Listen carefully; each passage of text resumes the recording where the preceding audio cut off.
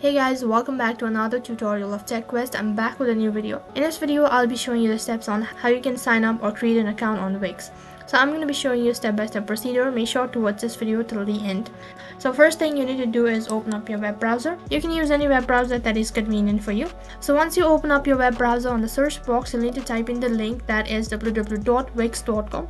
You can also find the link on my description box below. So after you type in the link, you'll be directed to the official site, and right on top you can see there are two different options: login and get started.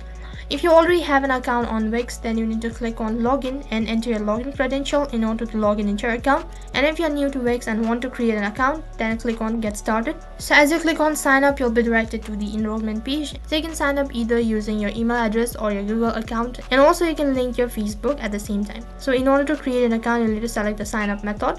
So I'm going to go with the email. So first thing you need to do is type in your email address, and after that, for the confirmation, you need to retype it. Then you need to create a password.